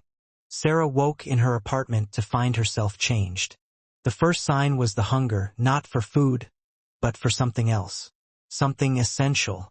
The life force of the people around her called to her like songs in the darkness. The second sign was her reflection. Her eyes had changed, not fully black, like Alaric's had been, but darker, shadowed, as if they were in the process of becoming something else. The third sign was the note on her bedside table, written in Alaric's elegant 19th century hand. Dr. Thornwood, if you're reading this, then my sacrifice worked, and the barriers are sealed. I'm sorry I couldn't tell you the truth before it was too late. Sorry I couldn't warn you about the price. When 2 quantum entities collapse into dissolution while in physical contact with a living human who shares their bloodline, some of their essence transfers. This quantum entanglement on a mystical scale. Unavoidable. Irreversible. You touched me several times during our alliance. You grabbed my arm, held my hand, made physical contact while I was already destabilizing. And you carry my blood, distant, diluted, but undeniable. The entities are sealed away, but their influence remains in those they touched. In me, in Ella, and now in you. You're becoming what we were. Not as far gone, not yet fully transformed, but transitioning nonetheless. You'll need to feed small amounts, not enough to kill, but enough to sustain the quantum state trying to establish itself in your biology. I'm sorry. This is just one more price paid for my youthful arrogance. One more innocent caught in the wake of mistakes made 2 centuries ago. The journal contains formulas for managing the hunger, for maintaining enough humanity to avoid becoming what Ella became. Use them. Resist the darkness. Choose light every day as I tried to do and ultimately failed. You didn't ask for this curse, but it's yours now. My final, unforgivable legacy. A. Thornwood. Sarah's hands shook as she lowered the letter. She looked at her reflection again, at the shadows growing in her eyes, and felt the hunger pulse through her like a second heartbeat. No, she whispered. No, no, no. Her phone buzzed. A text from Marcus. Sarah, something's wrong with me. We need to talk. Then another from Father Chun. Dr. Thornwood, I'm experiencing concerning symptoms. My eyes. And one from Dr. Okoye. The quantum readings from the ritual. They changed us. All of us who were there. Sarah, what's happening to us? Sarah closed her eyes and felt the full weight of understanding crash over her. The sacrifice had worked. Alaric and Ella were gone, dissolved into energy. Their 2-century curse finally ended. But curses don't end. They transform. They spread. They find new hosts. Everyone who had been present during the ritual's collapse. Everyone who had physical contact with Alaric or proximity to the dimensional breaches. They were all infected now. Transitioning. Becoming something between life and death. Not 5 or 6 people. Thousands. Everyone on Boston Common during the eclipse. Everyone who had stared at the impossible moon and felt the touch of entities from beyond. Everyone who had been near enough to the ritual's collapse to be touched by its quantumistical backlash. Thousands of people waking up this morning with hunger they didn't understand and shadows growing in their eyes. Sarah's phone rang. It was Morrison. Sarah. His voice was strained. Turn on the news. She did. Every channel was covering it. The Boston phenomenon, thousands of people reporting strange symptoms after last night's eclipse. Unusual. Hunger, sensitivity to sunlight, not pain, just discomfort, changes in vision, feelings of disconnection from their own bodies. Hospitals were overwhelmed. Scientists were baffled. Conspiracy theories were already spreading online. And Sarah understood with horrible clarity that this was just the beginning. Alaric had sealed the entities away, had saved the world from immediate apocalypse. But in doing so, he'd created something new, a population of proto-vampires, neither fully living nor dead, carriers of a quantum mystical infection that would spread and evolve and change them into something unprecedented. The Gothic curse of the Thornwood family hadn't ended. It had metastasized. Epilogue, Modern Darkness. Boston, December 2025. 1 month later. The world adapted as it always did. The Boston condition, as it came to be called, was studied, analyzed, rationalized. Scientists discovered the quantum irregularities in the affected population. Doctors developed protocols for managing the symptoms. Support groups formed. Legislation was drafted to protect the rights of the quantumly displaced. Nobody called them vampires. Nobody wanted to use that word. But that's what they were becoming. Sarah stood on the roof of Boston University's physics building, overlooking the city she'd helped save and inadvertently cursed. Beside her stood Marcus, Father Chun, Dr. Okoye, Morrison, and Sam, all of them infected, all of them changing, all of them trying to figure out how to live in this new reality. We need rules, Sarah said. Protocols for managing the hunger without killing people. Support networks for those who are transitioning. Research into whether this can be reversed or at least stabilized. You're talking about building a society, Dr. Okoye observed. I'm talking about surviving, all of us, and making sure no one else has to die for a mistake made 200 years ago. Alaric tried to build something similar, Father Chun said quietly. After his mother died, he tried to live ethically, to minimize harm, to choose light over darkness. And look how that ended, Marcus said bitterly. Resurrected against his will, cursed for 2 centuries, dissolved into energy while saving the world. Some reward for trying to do the right thing. He saved billions of lives, Sarah countered. He paid the ultimate price to end a threat he'd created. That counts for something. Does it? Does any of it matter when we're still here? Still cursed? Still? Marcus gestured at himself, at the shadows in his eyes. Still becoming monsters. Sarah was quiet for a moment, then pulled out Alaric's journal.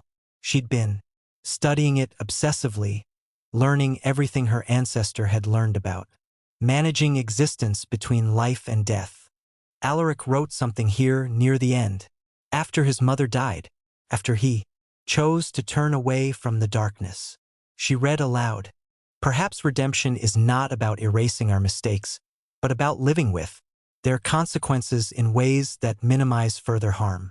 Perhaps damnation is not a permanent state, but a daily choice to surrender or resist. I am damned, but I am not defeated, and I will choose light every day until I can't choose anymore. That is the only immortality that matters, not eternal life, but the eternal choice to be better than our worst selves. She closed the journal. We're cursed, all of us, infected with something that will change us in ways we can't fully predict. But we have choices. We can become predators, taking what we need without care for the cost. Or we can try to be what Alaric was trying to be. People trapped in darkness who keep choosing light anyway. You're talking about centuries of struggle, Sam said. None of us asked for this. No, but neither did Alaric. Neither did the people Ella killed. Neither did Alaric's mother or his children or any of the innocents caught in the wake of mistakes they didn't make. Sarah looked at each of them. We're all paying prices for someone else's choices. That's what it means to be connected to family, to history, to humanity. The question is what we do with that burden. What if we fail? Morrison asked. What if we try to be ethical, try to minimize harm, and still end up becoming monsters? Then we fail, Sarah said simply. But at least we tried. At least we didn't surrender without a fight. That's more than Ella did. And maybe centuries from now, someone will study our choices the way I studied Alaric's. Maybe they'll learn from our mistakes. Maybe they'll do better. She looked out at the city, at the thousands of infected people trying to live normal lives while slowly transforming into something unprecedented. Modern vampires for a modern age, hiding in plain sight not because they had to, but because they wanted to hold onto their humanity as long as possible.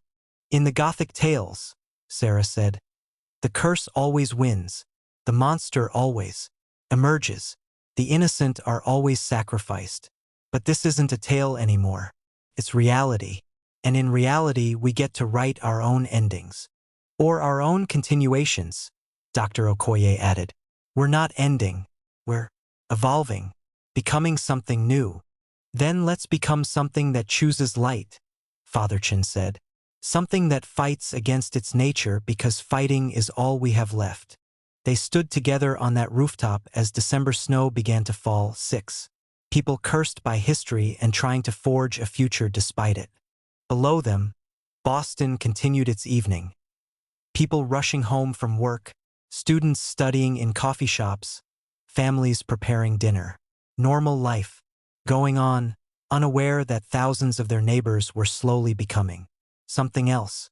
And in the spaces between, in the quantum foam, in the dimensional, barriers now sealed but still present, the entities watched and waited. Sealed away but not defeated. Patient, as they had been patient for eons. Because curses don't end. They evolve. They adapt. They wait. Alaric and Ella were gone, dissolved into energy, their 2-century torment. Finally over. But the darkness they'd touched, the doors they'd opened, the knowledge they'd acquired, it remained, embedded in the bloodline, passed down through generations, now manifesting in a new population of the infected. The Gothic horror hadn't ended. It had simply adapted to a modern world. A world where surveillance cameras captured everything, where social media broadcast every moment, where science could analyze the impossible, making it increasingly hard to hide, increasingly hard to exist in the shadows. Sarah understood, standing on that snowy rooftop with her equally cursed companions, that they were facing something Alaric never had. A world where monsters couldn't stay hidden, where the infected would be discovered, studied, feared, and possibly hunted.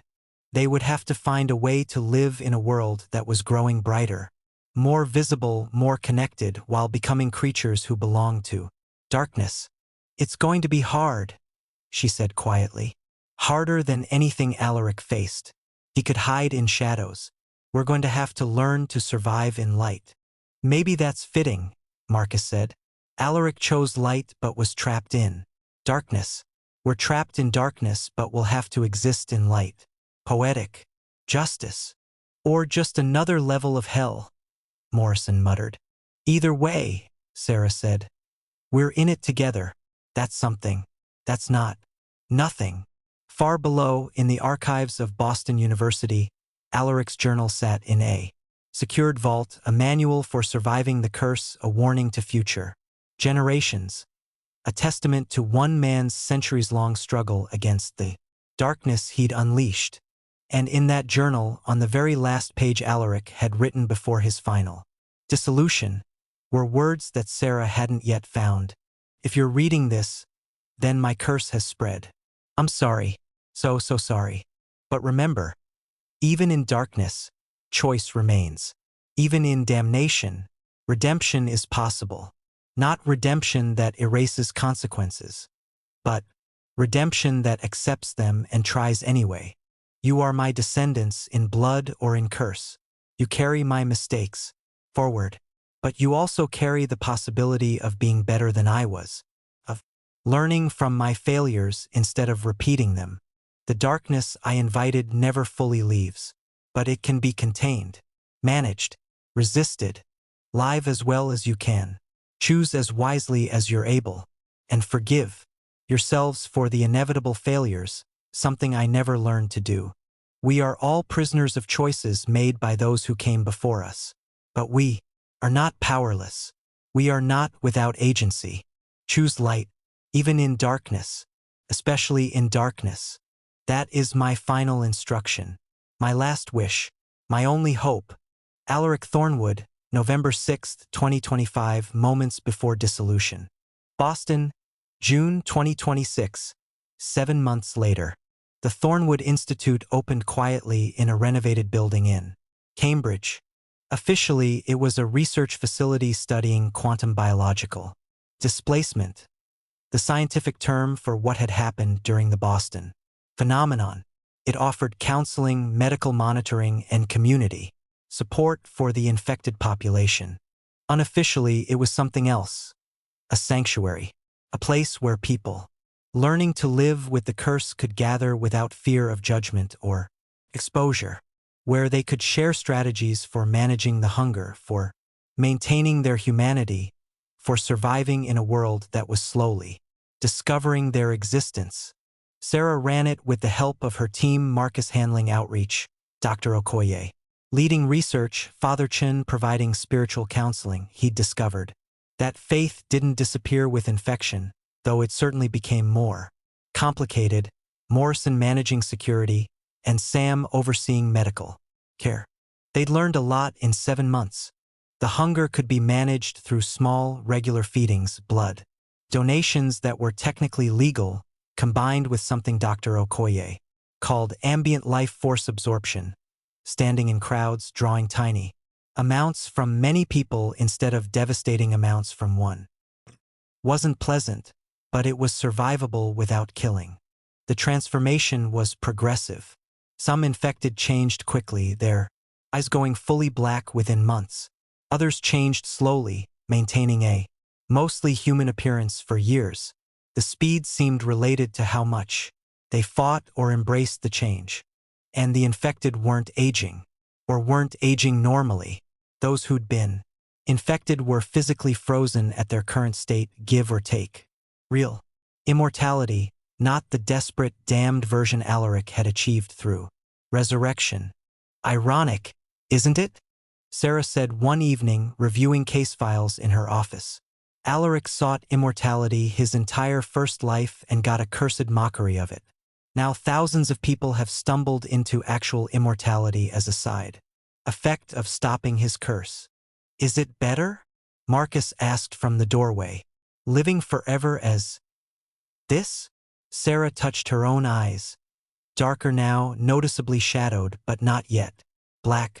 I don't know. Ask me in a century. Assuming we survive that long. Marcus entered, dropping into a chair. Did you see the news? Senator Richardson is calling for mandatory registration of all quantum-displaced individuals. Says we're a threat to public safety. We are a threat, Sarah said quietly. Let's not pretend otherwise. We're predators trying to be ethical. That doesn't make us not predators. So what do we do? Register? Let them track us, study us, potentially experiment on us? We negotiate. We prove we're trying to coexist peacefully. We demonstrate that we're not the monsters people fear. Sarah leaned back in her chair. And we prepare for the possibility that it won't matter, that fear will win over reason, and will be hunted regardless of how hard we try to be good. You're preparing for war. I'm preparing for survival. There's a difference. Marcus was quiet for a moment. Sarah, I found something. In the deep archives. Documents from 1835, just after Alaric's resurrection. He placed a folder on her desk. Old police reports, witness statements, newspaper clippings yellowed with age. Sarah opened it and read. Bodies found drained of vitality, aged beyond their years. Witnesses report seeing a pale man and woman siblings by appearance near each death scene. Authorities remain baffled. There were 47 documented deaths in the first year after Alaric's resurrection, Marcus said. 47 people Alaric and Ella killed or fed. And those are just the documented ones. The real number was probably much higher. Sarah felt cold. Your point? My point is that Alaric tried to be ethical, tried to choose light, tried to minimize harm. And 47 people died anyway in just the first year. How many more over the next 66 years before he went into sleep? How many lives did his ethical vampirism cost? What are you saying, Marcus? I'm saying that trying to be good doesn't mean you succeed. Alaric had the best intentions after his mother died. He genuinely wanted to minimize harm, and people still died. Innocents still suffered. Because no matter how hard you try, you can't be an ethical monster. The two concepts are contradictory. Sarah stared at the documents, at the names of the dead, at the lives cut short by her ancestors' hunger. So what's the alternative? Give in completely? Become the monsters we're afraid of becoming? No, but maybe we stop pretending we can be heroes. Maybe we accept that we're people caught in an impossible situation, doing our best and failing constantly, and that's just what this is. No redemption arc. No triumphant victory of humanity over monstrosity. Just an endless struggle that we're going to lose sometimes. That's bleak. That's honest. Marcus stood. I'm going to feed. There's a blood bank. Shipment coming in. You should too. You're looking pale even for us. After he left, Sarah sat alone with the documents, reading the names of people who died because Alaric had invited darkness into the world too. Centuries ago. James Sullivan, age 34, found dead in his home, cause unknown. Mary O'Brien, age 29, discovered in an alley, age to elderly in moments. Thomas Chun, age 41. She stopped at that name. Chen. Father Chen's ancestor? Was that possible? The connection made her feel sick. The curse spreading through bloodlines, through time, through connections nobody could see until it was too late. Her phone buzzed. A text from Dr. Okoye. Need you in the lab. Now, we have problem. The Thornwood Institute laboratory evening. Show me, Sarah said, entering the lab where Dr. Okoye was surrounded by monitors displaying incomprehensible data. The quantum signatures of the infected population, Dr. Okoye said, pulling graphs. I've been monitoring them since the Boston phenomenon, tracking how the condition progresses, looking for patterns. And they're synchronizing. Dr. Okoye zoomed in on the data. Look, 7 months ago, every infected person had a unique quantum signature, individual variations in how the condition manifested. But over time, the signatures are becoming more similar, not identical but harmonizing, like tuning forks vibrating at increasingly similar frequencies. What does that mean? I don't know for certain, but in quantum mechanics, synchronized systems can achieve things that individual systems can't. They become capable of collective action, collective power. Dr. Okoye turned to face Sarah. What I'm saying is that the infected population isn't just a group of individuals with a shared condition. It's becoming something else. A network, a hive mind, potentially. Sarah felt ice in her veins. No, that's not possible. We're still individuals. Still human. Are we? Sarah, we can sense each other. We can feel other infected nearby. We share dreams sometimes. Have you noticed? Multiple patients report the same nightmares, the same visions. Dr. Okoye pulled up more data. We're connecting on a level we don't consciously recognize. And that connection is growing stronger. How long until? Until what? Until we're fully synchronized? Until we become a collective consciousness? I don't know. Months? Years? But it's happening, Sarah. We're becoming something new, something that's never existed before. Sarah thought about the entities in the between spaces, about how they existed as collective consciousnesses spanning dimensions, about how they'd been pushing to break through into the physical world. "Oh God," she whispered. "This is what they wanted. Not to break through. Themselves, they couldn't, the barriers are too strong. But to create a population that could evolve into something like them. A foothold in the physical world. You think this was intentional? That the Boston phenomenon wasn't just a side effect, but the actual goal? I think Alaric and Ella were pawns in a game that started long before they were born and continues long after they're gone. I think the entities have been playing a very long game, and we're just the latest move." Dr. Okoye was quiet, absorbing this. "So what do? We fight it. We resist the synchronization. We maintain our individuality, our humanity, our—" "Sarah." Dr. Okoye's voice was gentle but firm. "What if we can't? What if this is inevitable? What if fighting it just makes us suffer more? Then we suffer more." Sarah's voice rose. "Because the alternative is becoming the very thing Alaric spent 2 centuries trying to avoid. The alternative is surrendering to the darkness and letting it remake us into its image. Or," Dr. Okoye said slowly, "we accept that transformation isn't the same as surrender. That becoming something new doesn't mean losing ourselves. That maybe, just maybe, we could guide this evolution into something better than what the entities intend." "You're talking about embracing the change. I'm talking about working with it instead of against it." Alaric spent his mortal life fighting his nature, and it made him miserable. Then he spent 2 centuries being forced to embody what he'd fought against, and it destroyed him. Maybe the answer isn't resistance or surrender, but synthesis.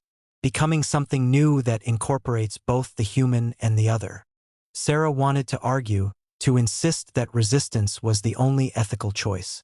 But she was tired. 7 months of fighting the hunger, fighting the changes, fighting the fear, and people were still dying. Mistakes were still being made. The curse was still spreading. "I need to think," she said finally. "Take your time, but not too much time." Dr. Okoye gestured at the monitors. "The synchronization is accelerating. In a few months, we might not have individual choices anymore." Sarah's apartment, late night.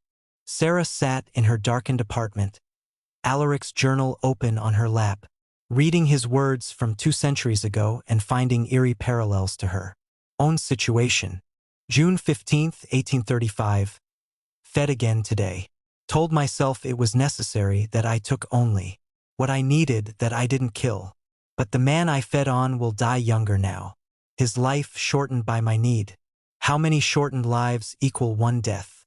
When does necessity become murder? September 3rd, 1837. Ella argues we should stop fighting what we are. That accepting our nature would end the suffering. She's not wrong, the constant resistance is torture.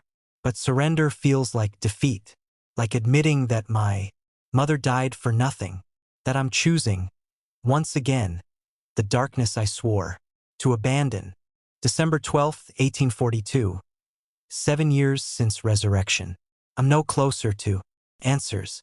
Am I succeeding by not killing directly, or failing by continuing to feed, to steal life force, to perpetuate my cursed existence?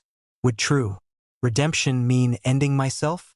But I cannot die, so I continue day after day, choosing what I hope is the lesser evil and praying it's enough. Sarah closed the journal and looked at her own reflection in the window, her shadowed eyes, her pale skin, her form that no longer quite matched what it had been before Halloween night. She was Alaric's descendant in blood and in curse, caught in the same impossible situation he'd faced. And like him, she was discovering that there were no good choices, only choices that felt slightly less terrible than the alternatives. Her phone rang. Unknown number. She answered. "Hello, Dr. Thornwood." The voice was male, unfamiliar, with an accent she couldn't place. "We need to talk about your condition, and about what's coming." "Who is this?" "Someone like you. Someone who's been living with this curse for longer than you'd believe. Someone who knew Alaric Thornwood personally." Sarah's blood ran cold. "That's impossible. Alaric died 7 months ago. Everyone he knew is long dead." "Most of them, yes, but not all. The Boston phenomenon wasn't the first. Mass infection, Dr. Thornwood. Just the largest and most visible." The voice paused. "There are others like us, scattered across the world. Some from the 1800s, some from earlier. All of us created through contact with those who touched the darkness your ancestor unleashed." "How many?" "Enough. And we've been watching your institute with great interest. Watching how you're trying to build an ethical framework for surviving this curse. It's admirable. Naive, but admirable. What do you want?" "To offer you a choice. You can continue on your current path, fighting the transformation, resisting the synchronization, trying to maintain your humanity at all costs. It's a noble effort. Alaric tried the same thing for 66 years. It broke him. Or you can learn from those of us who've survived for centuries, who've found ways to exist in the shadows without becoming the monsters we feared, who've made peace with what we are. Made peace with being predators? Made peace with being survivors. There's a difference, Dr. Thornwood. And if you want to protect the thousands of newly infected people looking to you for guidance, you might want to consider learning it." The line went dead. Sarah sat in the darkness, her mind racing. Others, older, infected, a hidden population that had been living with this curse for potentially centuries. Which meant Alaric's story wasn't unique. Meant the darkness he'd touched had spread far wider than anyone had known. Meant the curse was older, deeper, more pervasive than she'd imagined. And meant that somewhere out there, people had found ways to survive it. The question was, at what cost? Final chapter, The Eternal Choice. Boston, December 2026. 1 year later. The world had changed in the year since the Boston phenomenon.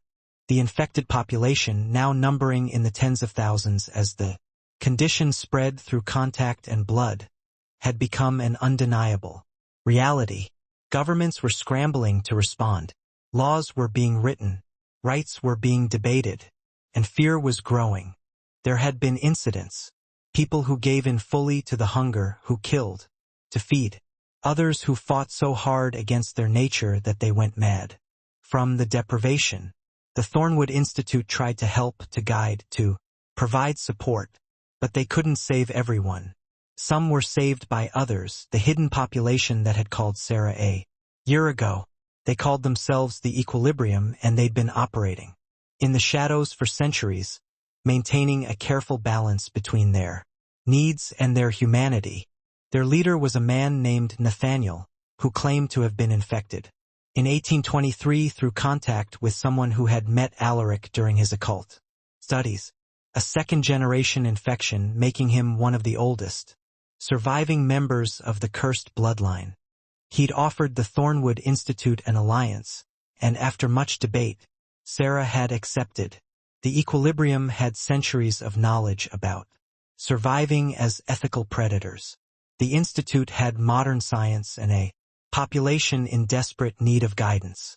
Together they might accomplish what Alaric never could, a sustainable way to exist. But alliances came with compromises.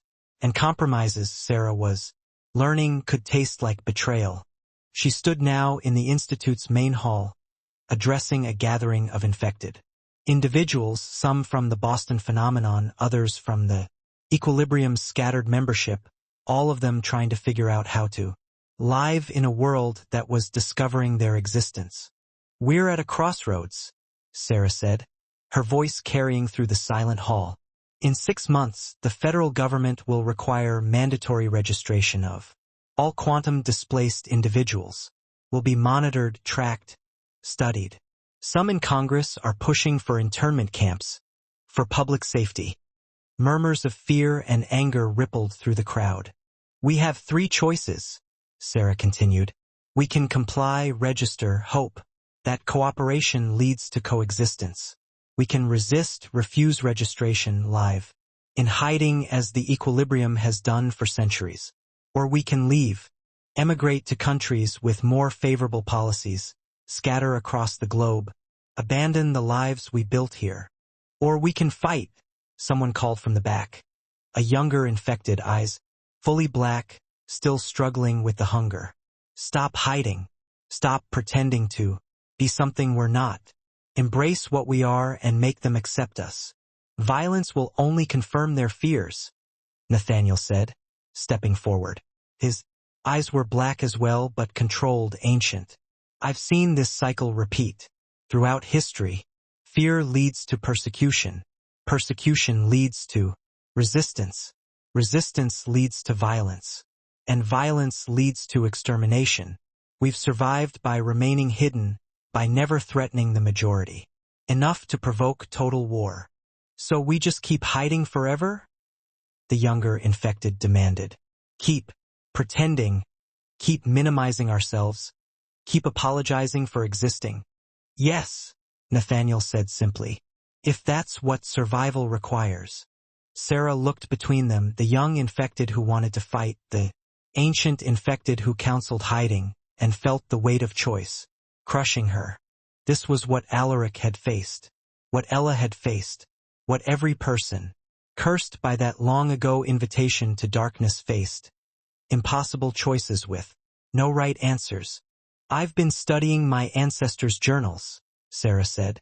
Alaric Thornwood spent his mortal life seeking immortality, spent decades cursed with it, and in his final entry before dissolution, he wrote something that I keep coming back to. She pulled out her phone, reading from the digitized journal. The darkness I invited never fully leaves, but it can be contained, managed, resisted, live as well as you can. Choose as wisely as you're able, and forgive yourselves for the inevitable failures. Sarah looked up at the gathered infected. We're not going to win this. Not cleanly, not perfectly. Whether we register or hide or fight or flee, people will suffer. Innocents will pay prices for choices they didn't make. That's the nature of curses. They spread, they persist, they exact costs from everyone they touch. So what are you saying? Marcus asked. That we just accept damnation? I'm saying we accept reality. We're predators trying to be ethical. We're humans transforming into something else. We're individuals being pulled toward collective consciousness. We're all of these contradictions at once. And pretending otherwise doesn't help anyone. She took a breath, making the choice she'd been avoiding for a year.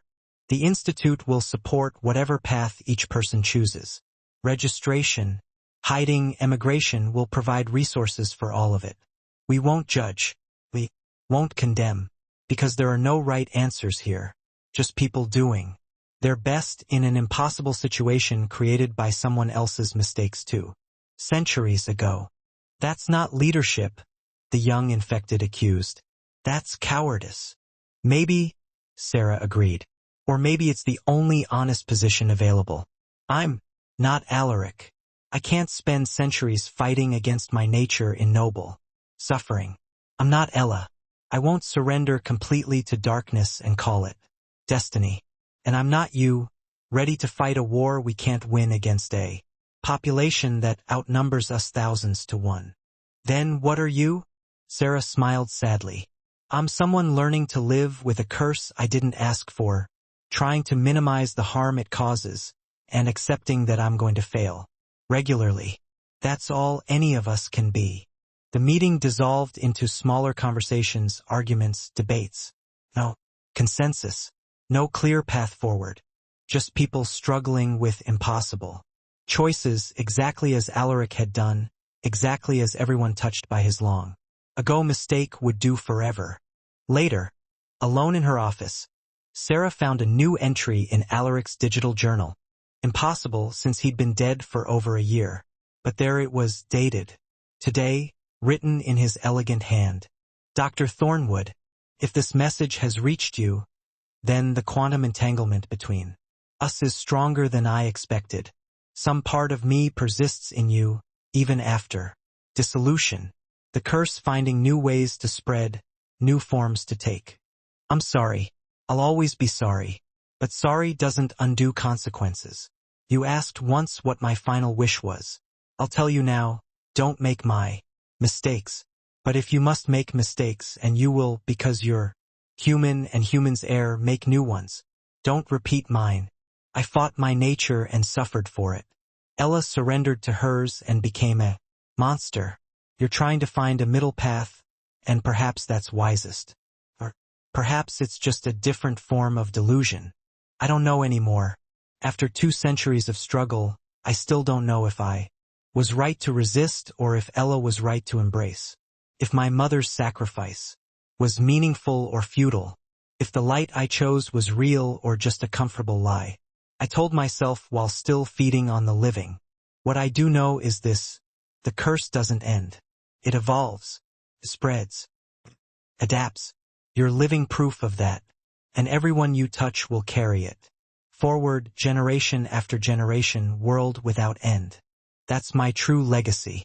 Not the knowledge I acquired or the immortality I sought, but an eternal curse that will outlive nations and civilizations. Darkness that keeps finding new hosts, new forms, new ways to persist. I wish I could tell you how to end it, but I don't think it can be ended. Only managed, only survived, only endured, day after day, choice after choice, failure after failure. The only immortality that matters isn't defeating death. It's choosing to live as ethically as possible despite being damned. Every day, forever. That's all I learned in 2 centuries. That's all I can teach you. Choose light, even in darkness, especially in darkness. Even when you don't believe in it anymore, especially then. A. Thornwood, somewhere in the quantum foam between dimensions.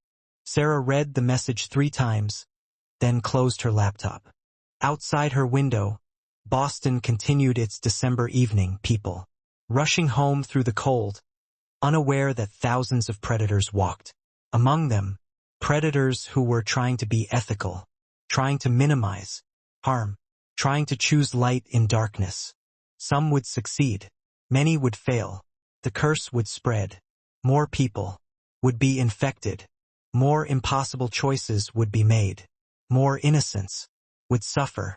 That was the truth of Gothic horror. It didn't end. It just found new chapters, new victims, new forms. Alaric had opened a door 2 centuries ago, and it would never fully close. The best anyone could do was stand in that doorway, pushing back against the darkness, knowing they would eventually fail but choosing to resist. Anyway, that was the curse. And that was the only redemption available. Sarah touched her eyes, fully black now, the transformation complete, and felt the hunger pulse through her like a second heartbeat. She would need to feed soon, would need to take life force from someone who hadn't asked to be prey. But she would do it carefully, sparingly, with as much humanity as she could maintain. She would choose light, even in darkness. She would make new mistakes instead of repeating Alaric's. She would fail regularly and forgive herself for it. And she would do it all again tomorrow and the next day and the day after. That, for as long as her immortal existence lasted. Because that was what it meant to be cursed. Not the damnation itself, but the endless choice to resist it. Not victory, not defeat, just the eternal struggle between darkness and light, played out in each choice, each moment, each day. Forever. The end. Epilogue to the Epilogue. Boston, 2125. 99 years later. Dr. Sarah Thornwood stood on the same rooftop where she'd stood a century ago, looking out at a Boston that had transformed beyond recognition. Flying vehicles, holographic advertisements, buildings that shifted and changed shape, a world that had embraced the impossible and learned to live with it. The infected population now numbered in the millions. Open, registered, integrated into society not as monsters hiding in shadows, but as a recognized minority with rights and responsibilities. Hadn't been easy. There had been violence, persecution, internment camps just as she'd feared. But humanity had eventually adapted, as it always did. Sarah looked exactly as she had in 2025. Frozen in time, eternally 32, her black eyes now commonplace enough to draw no special attention. Beside her stood Marcus, Father Chun, Dr. Okoye, all of them unchanged, all of them still fighting the same fight they'd started a century ago. Still choosing light, still failing regularly, still trying anyway. And beside them stood new faces, young infected, recent additions to the cursed bloodline, looking to the ancient ones for guidance. "Tell us about Alaric Thornwood," one of them asked. "The one who started all this." Sarah smiled sadly. "He was a fool who played with forces he didn't understand. A frightened young man who couldn't accept mortality. Monster who tried to be ethical. A damned soul who chose light every day, until it killed him. Was he a hero or a villain? Both. Neither. He was human, which means he was complicated and contradictory and impossible to reduce to simple categories. He made terrible mistakes and spent centuries trying to atone for them. He failed. Constantly but never stopped trying. Like us, the young infected said. Like all of us, Sarah agreed. That's his real legacy, not the curse itself, but the example of struggling against it, of choosing to resist even when resistance seems futile. She looked out at the city, at the millions of people, human and infected, living together in complicated, imperfect coexistence. Alaric opened a door to darkness, she said. But he also showed us that, even in that darkness, choice remains. Light remains. Humanity remains if we fight for it. Forever? The young infected asked. Sarah thought about that, about the word forever, about what it meant to truly face eternity. Forever, she confirmed. The curse doesn't end, but neither does the choice to resist it. And maybe that's enough. Maybe that's all immortality was ever meant to be, not the absence of death, but the presence of endless choice, the eternal opportunity to be better than we were yesterday. The young infected nodded, absorbing this. And on that rooftop in 2125, Sarah Thornwood, descendant of Alaric, carrier of his curse, keeper of his story, made the same choice she'd made every day for the past century, to live, to resist, to choose light, even in darkness, especially in darkness, forever, the actual end, a Gothic horror in 3 centuries, reminding us that the darkness we invite never fully leaves, but neither does our ability to resist it.